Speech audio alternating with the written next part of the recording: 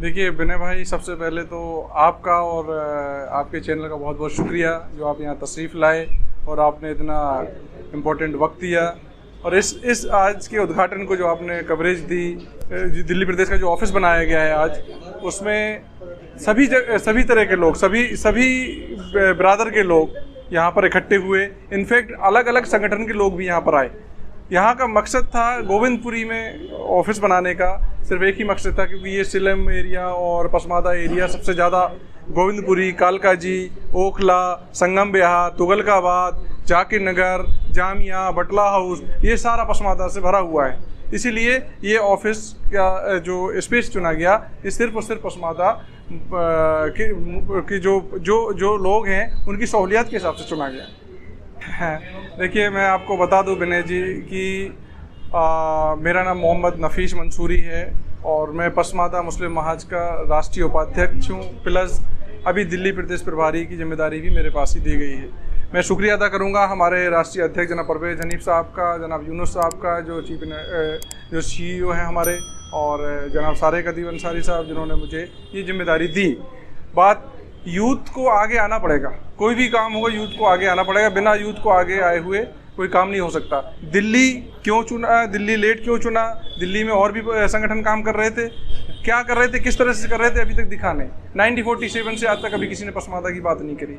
पसमादा की बात की सिर्फ उनको वोट बैंक हासिल करने के लिए पसमादा की बात की, वो भी खुल करके पसमादा नहीं बोला गया, पसमादा शब्द का यूज नहीं किया गया। OBC, पिछड़े, SC ST दलित के नाम पर पसमादा का इस्तेमाल करते रहे और उनको पसमादा के नंबर्स क्या मिले, राइट, माइनॉरिटी जोड़ दिया गया, वो डाइल्यूट हो गए।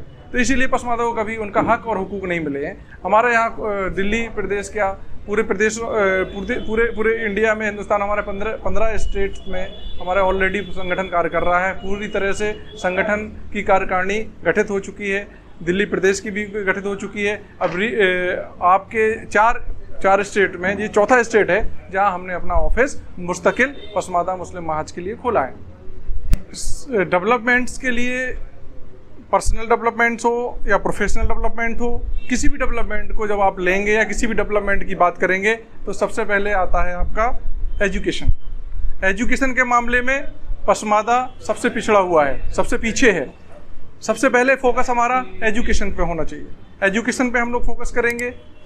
मैं पेशे से IT इंजीनियर हूँ, वर्किंग विद IBM, लेकिन मुझे पता है कि आप पसमादा ब्रादर के लोग को कितनी एजुकेशन है, कितनी एजुकेशन चाहिए उन्हें, क्या, क्योंकि चंद एजुकेशन देकर, छोटी मोटी एजुकेशन देकर के उनको काम पर लगा दिया जाता है। क्यों? क्योंकि वो पुरानी ख्यालात पीढ़ी दर पीढ़ी चला रहा, गुलामी वाले ख्यालात जो हैं वो हमारे ऊपर जुल्म सितम जो है, इंशाल्लाह अब आगे नहीं होगा। इसको हम एक मुहिम बना करके सभी लोगों से कोऑर्डिनेट करके, दिल्ली में एक ऐसा हब है, दिल्ली में किसी चीज़ की कमी नहीं है, एजुकेशन की कमी नहीं है, पॉलिटिक्स की कमी नहीं है, दिल्ली में सोशल चीज़ की कमी है, सामाजिक चीज़ की कमी, किसी चीज़ की कमी नहीं है। तो दिल्ली एक ऐसा हब है कि यहाँ से आप कुछ भी कर सकते हैं, किसी भी संगठन को, किसी भी समाज को, किसी भी पसमादा को आप एक मजबूत स्थिति दे सकते हैं। देखिए विनय जी, दिल्ली में हमारा यूथ विंग भी बनेगा, महिला विंग ऑलरेडी हमने क्रिएट कर दिया है, मेन बॉडी हमारी है। यूथ विंग हमारा बहुत जल्दी बनाएंगे, क्योंकि जितने भी इंस्टीट्यूशन हैं सभी में पसमादा है।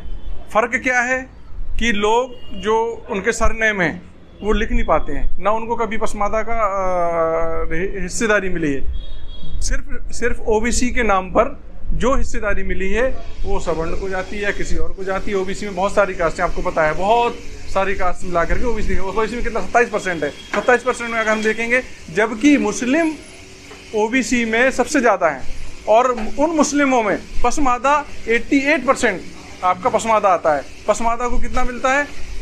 1%, 2%, because of we are not aware about the Pasmanda, we are not aware about the education, we are not aware about the हक और हुकूक। हमें इस चीज़ के बारे में जब तक नहीं मिलेगा, सरकार से, हमारी कोई भी सरकार हो, हमारी सरकार से सिर्फ एक ही लड़ाई है कि आप हमारे हक और हुकूक देंगे।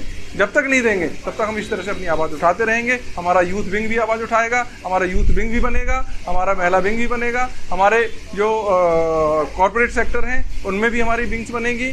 बाकी के और एडवोकेट्स लाइन है या डॉक्टर्स लाइन है, ऐसा नहीं है बस मतलब पढ़े लिखे नहीं है, पढ़े लिखे भी वेल एजुकेटेड भी हैं। हम उसकी भी एक अलग अलग विंग बनाने की कोशिश करते हैं। देखिए, जो अभी आज हमारे पास जितने भी साथी आए हुए थे, वो दिल्ली यूनिवर्सिटी से भी साथी आए हुए थे, JNU से भी हमारे अभी काबिल साथी जो प्रैक्टिस कर रहे हैं, PhD कर रहे हैं, वो इस पर रिसर्च कर रहे हैं, हकीम साहब वो आए हुए थे। और बाकी के ये आपका मौलाना अब्दुल कलाम आज़ाद से भी थे, हमारे इंस्टीट्यूशन में भी है, एजुकेशन लाइन में भी है। अब इन लोगों को बुलाने का मकसद ही यही था।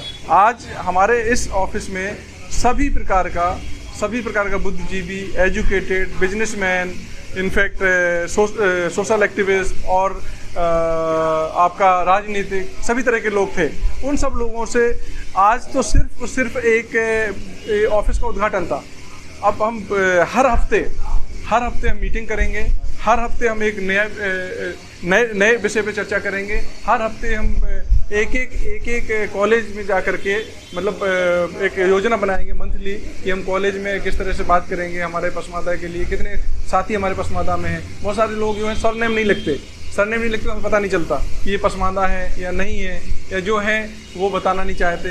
तो ये चीज़ें अवेयरनेस तब आएंगी जब हम इसमें ये यूँ कह लीजिए कि जैसे इस एरिया में हम डोर टू डोर कर सकते हैं, इस एरिया में हम कोई आपका स्वास्थ्य का वो लगा दिया, हमने कैंप लगा दिया, तब लोग कौन से आएंगे? कम पसमादा ही आएगा। पसमादा की ज़रूरत है। अमीर लोग जिनके पास पैसा है वो तो आप कॉलेज में, बड़े बड़े हॉस्पिटल में चला जाएगा। बेशक देखिए, हमारी ये लड़ाई पर्टिकुलर किसी एक से नहीं है, हमारी ये लड़ाई सभी से है। हमारी ये लड़ाई हमारे अपने हक और हुकूक है, सारी सरकारों से है। हमें हमारा जब तक हिस्सा नहीं मिल जाता, जब तक हमें अपनी भागीदारी नहीं मिल जाती, हम इसी तरह से हम लड़ते रहेंगे। ये मैसेज दूर तक जाएगा। कहते हैं ना, दिल्ली की आवाज़ दूर तक जाती है, तो इंशाल्लाह दिल्ली की आवाज़ दूर तक जाएगी। और आज का मैसेज आप लोगों जैसे जो एक्टिविस्ट है, चैनल एक्टिविस्ट है, उनके जरिए बहुत दूर तक जाएगी। विनय भाई, बहुत बहुत शुक्रिया, बहुत बहुत आपका यहाँ पर आए आप, धन्यवाद।